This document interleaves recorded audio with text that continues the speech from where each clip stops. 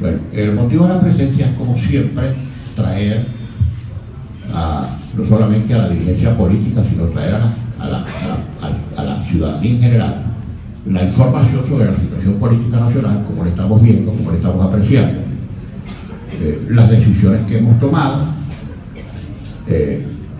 la razón de cada una de ellas, las actividades que estamos ejerciendo desde el Parlamento, que son, por cierto, de conocimiento general, la situación de contención o de diferencias que existen de otras ramas del poder público con la Asamblea Nacional, que es el único de los poderes de origen electivo que no controla el Ejecutivo Nacional, etcétera. En fin, la angustia y la preocupación por los problemas de carácter económico, no solamente ya de los políticos, sino los económicos y los sociales, y por supuesto cualquier circunstancia relacionada con estos aspectos, como por ejemplo la situación del diálogo, sobre el cual podrán hacer todas las preguntas que ustedes quieran y las vamos a contestar con la mayor sinceridad. Por supuesto que para nosotros la situación es de gran complejidad. Yo no quisiera decir que la oposición, pero en general la Mesa de la Unidad como organismo político representativo de quienes adversamos al gobierno,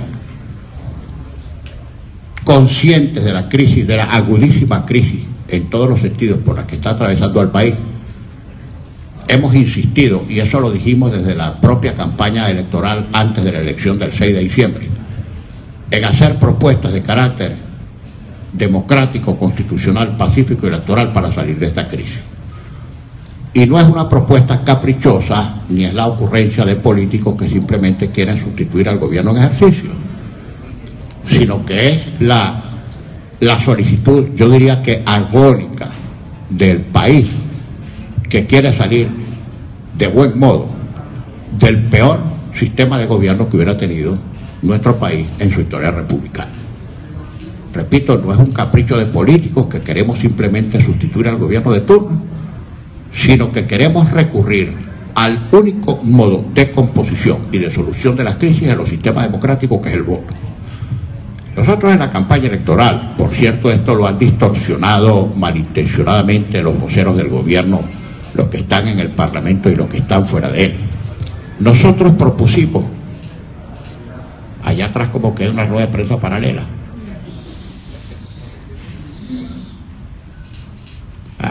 Gracias por el silencio, compañeros, allá atrás. Nosotros propusimos durante la campaña electoral cosas muy específicas. Propusimos tres cosas. Propusimos recuperar para la Asamblea Nacional su carácter de poder autónomo, independiente, que deliberara, controlara y legislara. Y eso hemos hecho a contrapelo o contracorriente de la disposición que tiene el Ejecutivo Nacional de coartar nuestras funciones y de hacer nugatoria la expresión de voluntad popular que se expresó el 6 de diciembre retropróximo, por una parte. Ofrecimos además que íbamos a promulgar, a sancionar, a aprobar una ley de amnistía y reconciliación nacional para que salieran los presos políticos y para que pudieran regresar los venezolanos que por razones políticas están en el exilio.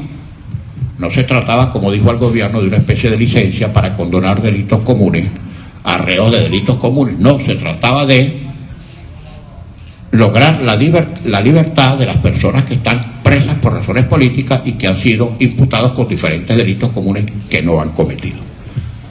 La tercera propuesta que hicimos, que también ha tratado el gobierno de chotearla, fue que dijimos que dentro del lapso de 6 meses posteriores a nuestra toma de posesión íbamos a proponer salidas pacíficas, democráticas, electorales y constitucionales para salir de este gobierno.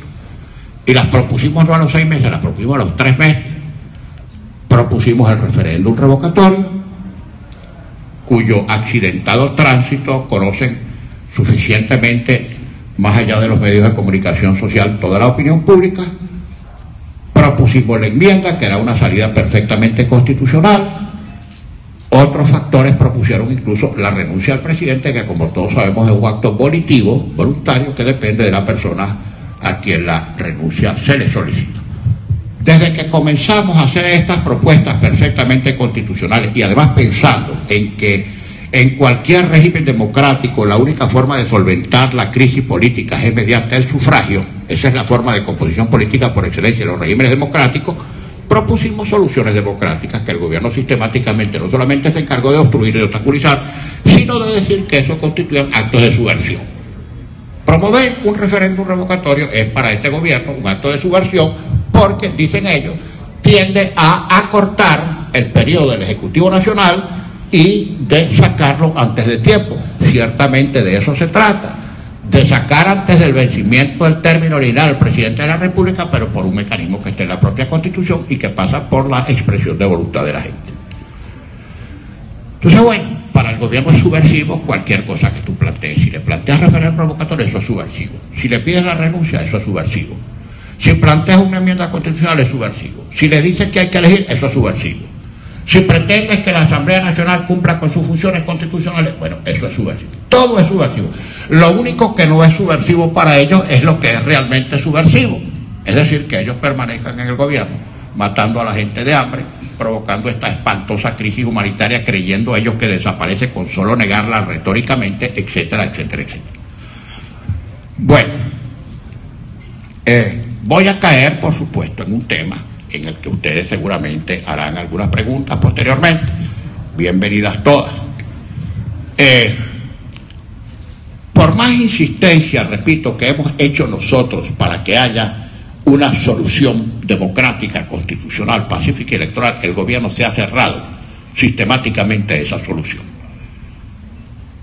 No por indulgente, pero uno cuando está en esta actividad tiene que tratar de comprender el porqué de las actitudes del adversario, en este caso del gobierno.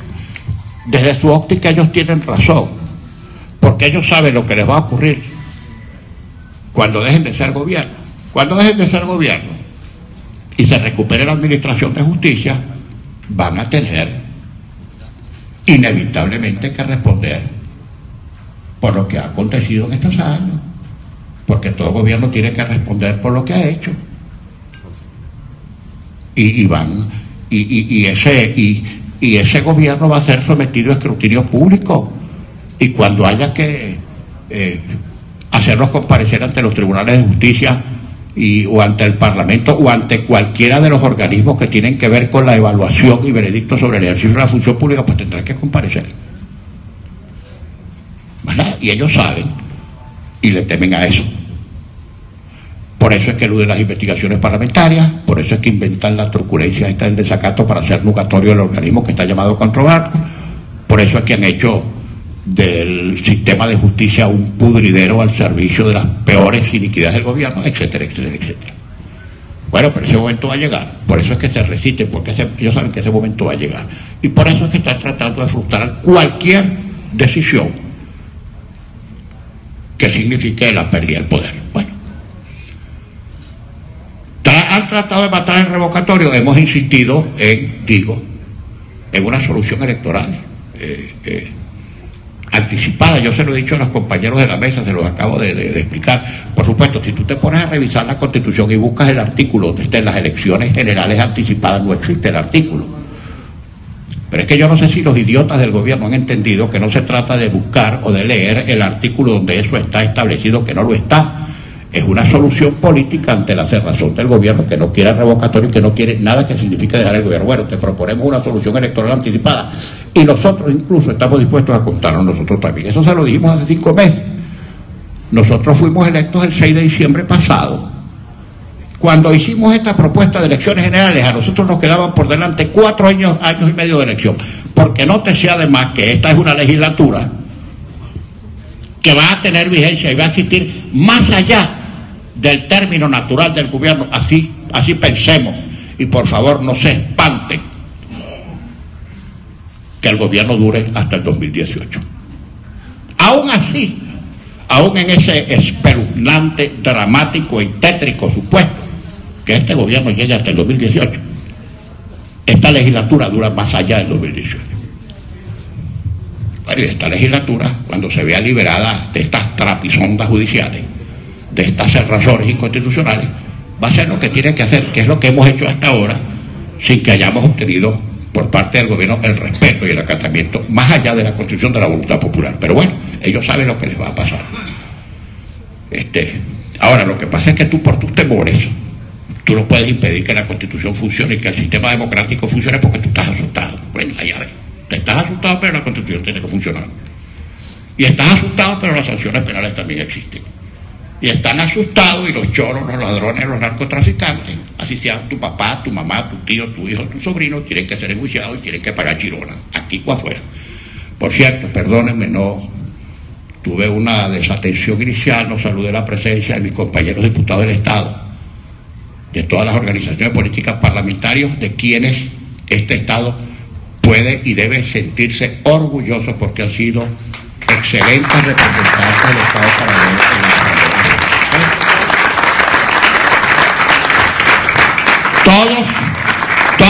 Todos, menos ustedes saben quién. Menos ustedes saben quién. Okay. Pero los que están aquí, los que elegimos bien electos y escogimos bien electos y escogimos bien con mucho tino, de verdad que nos han hecho a todos nosotros sentir orgullosos como electores. Y por cierto, también saludo la presencia de nuestra querida compañera Mariela Magallanes de la Causa R, su jefe de nuestra sección parlamentaria, el compañero diputado Teixeira, que también es un diputado que nos ha acompañado en todos los procesos. ¿Dónde está el caballero Terribilis, que es el secretario de la Asamblea Nacional? Aquí está, camarada, con quien me ha tocado junto con la directiva hacer junta para administrar la Cámara en estos días tan difíciles. Pero en fin, perdóneme la digresión. Volviendo a lo de antes, propusimos las elecciones anticipadas, en las cuales nosotros incluso expresamos nuestra disposición a contar. Esto pues no está en el calendario electoral. Lo que está en el calendario electoral eran las elecciones de diputados para el pasado 6 de diciembre por vencimiento del término. Estaban en el calendario las elecciones de gobernadores que se han debido hacer en diciembre de este año. Están las elecciones de alcalde en el segundo semestre del año que viene por vencimiento del término de los alcaldes. Y está la elección presidencial, que en términos normales deberían producirse en diciembre de 2018, pero si se propusiera, como propusimos, una salida anticipada, por ejemplo, con el referéndum revocatorio, tendría que hacerse antes. No les voy a echar el cuento del revocatorio porque ustedes saben muy bien las normas sobrevenidas, en fin, las normas existentes de verdad y las que inventaron la forma de ganar tiempo para asesinar un mecanismo perfectamente constitucional. Por cierto, el gobierno ve esto, repito, quiero ser insistente en esto, como una especie de agresión cuando era más bien un salvavidas. Si es que el gobierno debería estarle agradecido a la oposición, que estamos proponiéndole soluciones constitucionales y democráticas, para que sea la gente quien tome la decisión. Esa no va a ser la decisión de un cogollo, ni de un organismo, ni de un falso tribunal integrado por raulas, no, nada de eso. El pueblo, la gente, que decía la gente. Y bueno, imagínense ustedes, un gobierno que se dice democrático, que cuando tú le nombras voto popular, consulta popular, es como que nombres la soga en casa del ahorcado. Y además, mira, una cosa, repito, quiero ser insistente en esto, no es una propuesta de políticos que quieren salir de esto para tomar el poder, que además es un objetivo muy legítimo. Eso tampoco es pecaminoso, ni ominoso, ni vergonzante, ni motivo de que tú te tengas que esconder debajo de la mesa. Es que se trata del país. El país no aguanta más estas cosas que está gobernando. Son 18 años de saqueo, de robo, de ineficiencia, de destrucción del aparato productivo, de destrucción del futuro del país. Acabaron con todo, con PDVSA, con el sistema eléctrico, con el sistema de agua, con el sistema educativo, con el sistema de salud, con la producción primaria, con las empresas de Guayana. Se robaron todo. Liquidaron 996.000 millones de dólares en 17 años, además de toda la renta interna, además de la deuda que deben dar 460.000 millones de dólares. Quebraron al país y nos dejaron debiendo a todos. Ahora, después de ese desguace, puede ser subversivo que tú digas quiero salir de este gobierno y además quiero salir con las buenas, quiero votar. De eso se trata. Además, les quiero decir algo. Nosotros que sí queremos salir de este gobierno, ya sabemos las condiciones en que el próximo gobierno recibirá el país, y cuanto antes menos peor, porque día que pase va a ser peor, y día que pase se va a agravar la crisis alimentaria, se va a agravar la crisis de salud, se va a agravar la ineficiencia, la inseguridad, y pare de contar.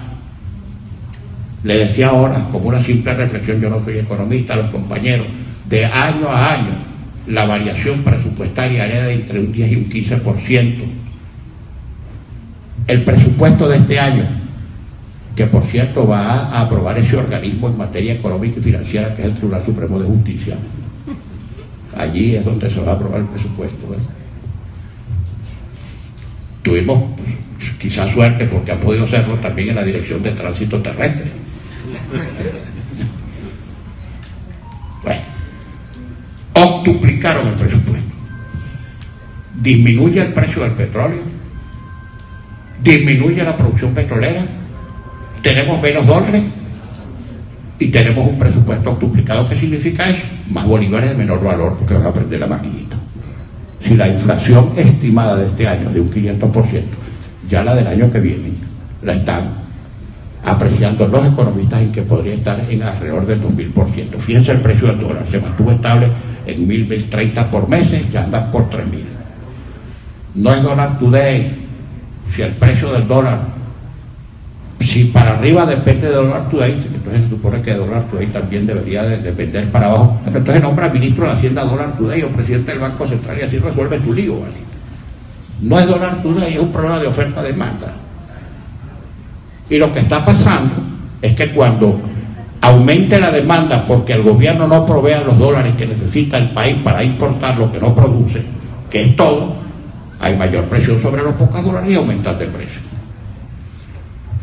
Bueno, entonces, frente a esta crisis, que repito, no soy profeta del desastre, no vengo a dar malas noticias, estoy diciendo lo que va a pasar.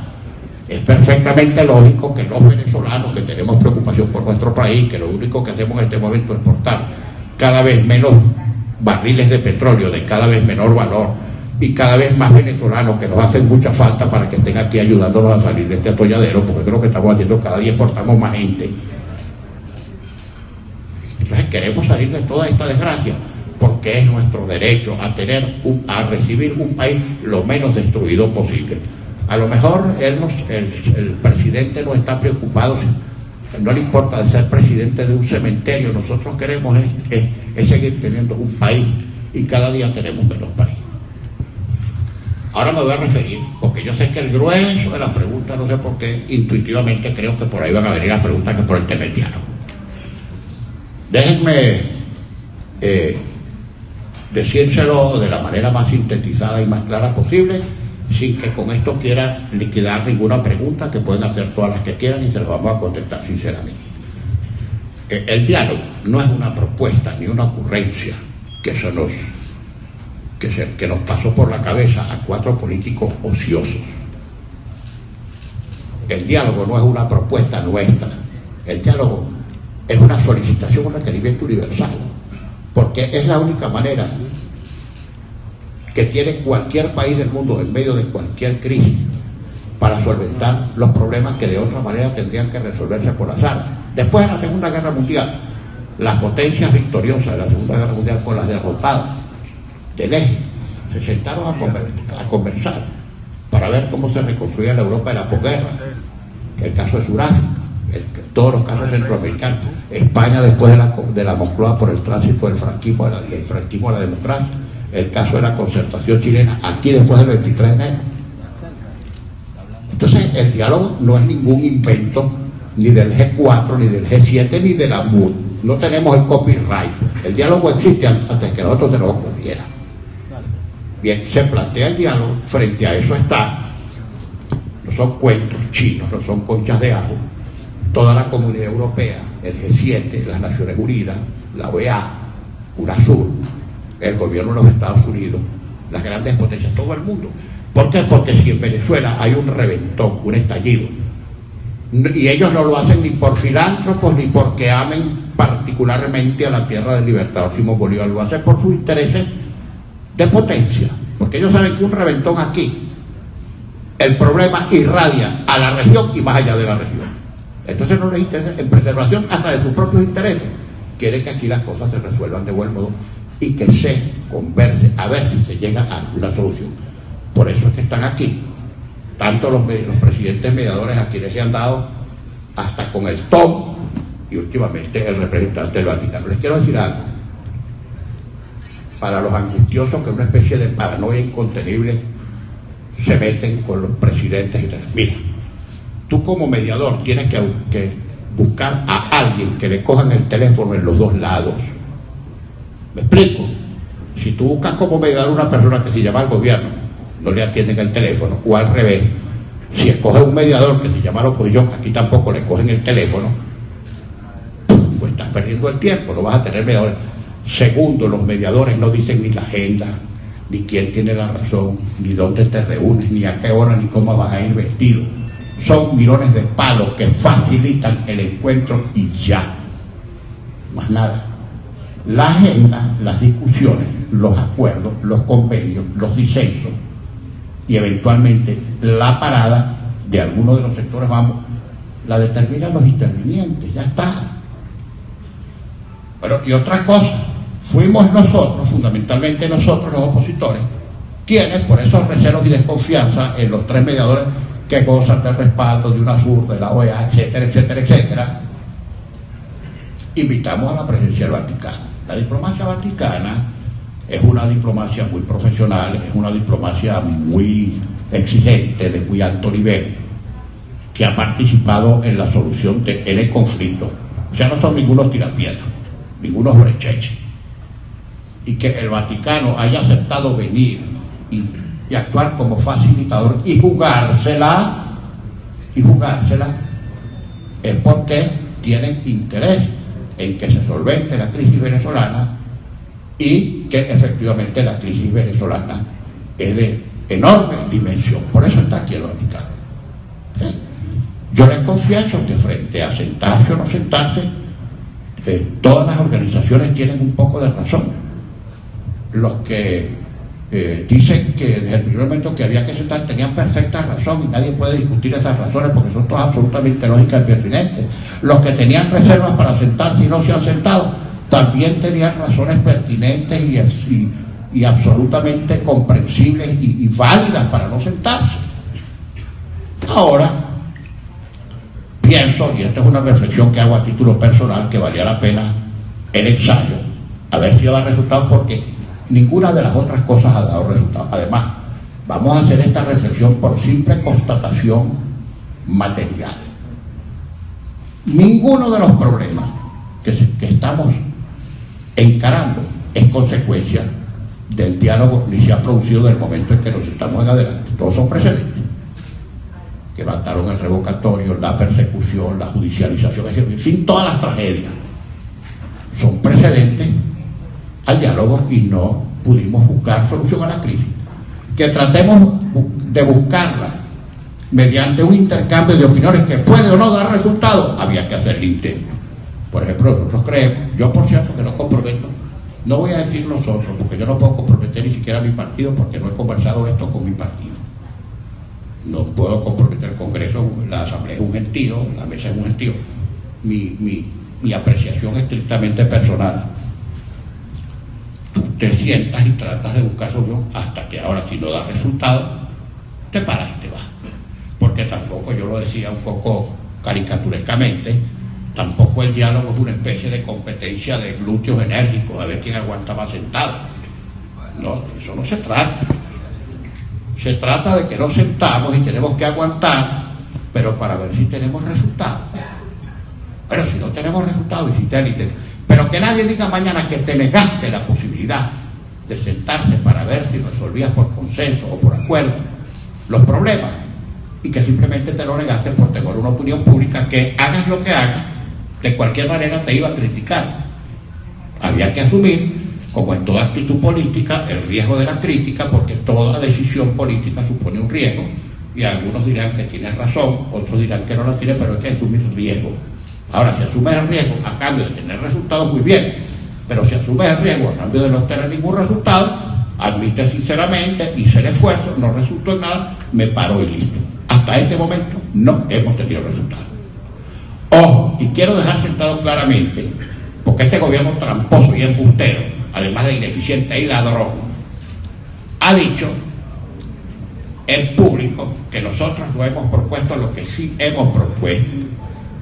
Ahí quien dijo la mentira fue Howard y quien dijo la verdad fue Carlos Ocarí, porque lo que Carlos Ocarí dijo que nosotros planteamos en materia de crisis humanitaria, en materia de solución electoral, en materia de presos políticos, en materia de problemas económicos, sí lo planteamos y sí lo propusimos. Que no hayamos tenido respuesta es otra cosa, ni receptividad es otra cosa, pero sí lo propusimos. Tampoco se trata de presentarle a la opinión pública una especie de carta con acuse de recibo donde el otro te sella y te firma haber recibido tu petitorio, porque así no se tratan las cosas a estos niveles.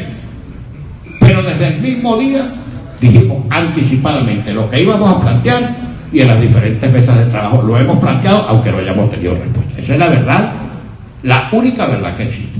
Ahora, ¿por qué el gobierno dice que no hemos planteado nada? Para dejarnos mal ante nuestra propia gente, para generar desconfianza, para hacer crecer el desánimo, y por esa vía liquidar un diálogo en el que ellos no creen, porque ellos es lo que están tratando de crear las condiciones, incluso con exigencias sobrevenidas, para ver si nosotros nos paramos y nos vamos. Y ahora, quedarnos o levantarnos va a ser el producto de nuestra decisión, no de la decisión del gobierno. Ahora, yo les quiero decir, sin temor a equivocarme, que el gobierno no quiere diálogo, y no quiere diálogo porque en esa instancia la oposición no tiene nada en que ceder, sino todo que pedir, y el gobierno no tiene nada que pedir, sino simplemente tomar las decisiones por todo el daño que ha hecho y por los derechos que le ha negado a los venezolanos. Nosotros nos sentamos en la mesa y luego de donde ve mi revocatorio, permita mi revocatorio, y el gobierno se niega. Pero ¿quién tiene que concederlo? Ellos, que son los que lo han matado. ¿Quiénes tienen que tomar las decisiones para que se resuelva la crisis humanitaria? Nosotros la planteamos porque existe, y el gobierno es el que tiene que tomar las decisiones para resolverla. ¿Quién tiene que liberar a los presos políticos? Que los apresados, sin juicio o con juicios amañados. Nosotros pidiendo la libertad y ellos con actos de gobierno o decisiones de los tribunales que ellos controlan, como que si fuera el aparato higiénico del baño de su casa, son ellos los que tienen que tomar la decisión de liberar a los presos políticos. O sea, que nosotros lo que tenemos ahí es que plantear el escamoteo, la vulneración de nuestros derechos, y ellos comprometerse a restablecer los derechos infringidos o infraccionados y a no volverlos a violar. Bueno, no sigo. Ahora viene, ustedes preguntan y procuraremos responder. Espero no haberme extendido demasiado, pero creo que ya adelantamos bastante de las materias que van a ser objeto de las preguntas. Diputado, en principio, te habla de que no hay un momento para pararse del diálogo, si no, eso lo van a decir ustedes. ¿Cuánto tiempo? Porque llega un momento también de que hay un pueblo que ciertamente está esperando resultados de ese diálogo. Entonces, puede ser ahorita en diciembre, esperarían hasta enero, esperarían el momento apropiado, o cuál es ese momento que van a buscar. Si te digo cualquier tiempo, puede ser esta tarde o pasado mañana, o dentro de 4 días a las 3 de la tarde. Por eso es que no te he dicho en qué tiempo, porque cuando tú pones tiempo la gente empieza con el conteo regresivo. 48, 47, 46, 40, casi más pendiente de la regresión que del hecho en sí. No, si tenemos que levantarnos esta tarde, nos paramos esta tarde, hermano, y eso lo vamos a evaluar nosotros. Y si tiene que ser mañana por la mañana o la semana que viene, es mañana por la mañana o la semana que viene, y no vamos a poner fecha. Yo creo, te repito, no compro ver. Yo creo que es más rápido que inmediatamente, que eso está muy cerca, por lo menos para nosotros. ¿Por qué? Porque no hay resultado. Y tú lo puedes seguir exigiendo y siguiendo, y el otro lado tirando una trompeta y una trompeta y una trompeta. Con el chantaje, quédate ahí, aunque yo no te dejo. ¿Okay? Diputado, usted ha señalado que decidieron sentarse en la mesa de diálogo porque les habían cerrado los días electorales. Recientemente el Partido Voluntad Popular, a través de su diputado Luis Flores de la Asamblea Nacional, propuso el referéndum popular. Quisiera un poco su opinión con respecto a esta propuesta del Partido Voluntad Popular, y que si sería una opción ante los... Mira, todas las propuestas son buenas, pero por supuesto esa buena propuesta del referéndum popular, si es formal, si pasa por el Consejo Nacional Electoral, tú sabes que no se va a dar. Esa es una propuesta con efectismo político, que sea una consulta, claro, no es que tú después que tú hagas ese referéndum popular te vas a aparecer, que te digo, diciendo mira, aquí está el resultado del referéndum popular, que va para tu casa. No, eso es una medida o una propuesta de carácter política de si tiene que ser tratada. ¿Ok? Está bien que se proponga eso. Con relación a los acuerdos, se acordó superar la situación del desacato de la Asamblea Nacional. En tal sentido también se dice que se va a acordar, se va a proceder al nombramiento de 2 rectores del Poder Electoral. Esto no es una competencia de la Asamblea Nacional, y quiero ir un poquito más allá. Se ha acordado dentro de la mesa una posible reconformación de las distintas salas del TCJ, porque a su juicio no considera que aún así supera la situación de la Asamblea Nacional, el TCJ no va a declarar inconstitucionales todas las leyes que se declaren dentro del Parlamento. Bueno, me estás haciendo como 35 preguntas, pero no importa, voy a procurar respondértelas todas. Si se me queda alguna en el camino, tú me acuerdas y yo te contesto. Fíjate, por supuesto que es una competencia nuestra designar a los miembros del Consejo Nacional Electoral, en eso estamos, designamos el Comité de Postulaciones, presidido por el diputado Juan Guaidó. Como el Poder Moral no ha postulado a quien ha debido postular, prorrogamos el lapso. Ahora, en definitiva, la designación que nosotros hagamos dependerá después de lo que estos locos por allá decidan. Y mira, en el mejor de los casos, si respeta la decisión, no es que eso va a quedar a favor de la oposición. En el mejor de los casos quedaría entrenador, porque uno de los postulados es del Poder Moral, y ya sabemos por dónde vienen los tiros. Pero mira, tampoco nos angustiemos y nos desesperemos. Este Consejo Nacional Electoral 4-1 tuvo que decir lo que era verdad, que ganamos las elecciones el 6 de diciembre. Y estamos 4-1. Tampoco nos atormentemos y decir que la suerte o el resultado de cualquier evento electoral posterior depende de que tengamos mayoría en el Consejo Nacional Electoral o no. Y también nosotros tenemos como oposición digamos, aplomarnos un poco más, porque también a veces cuando ganamos no nos preocupamos por la correlación, y cuando perdemos decimos que nos saquearon. Yo tengo la impresión, bueno, por supuesto que tengo que decirte que es un organismo que actúa ventajistamente desde el punto de vista institucional, esa es la verdad, pero en lo que se refiere a resultados electorales materiales no ha alterado ninguno.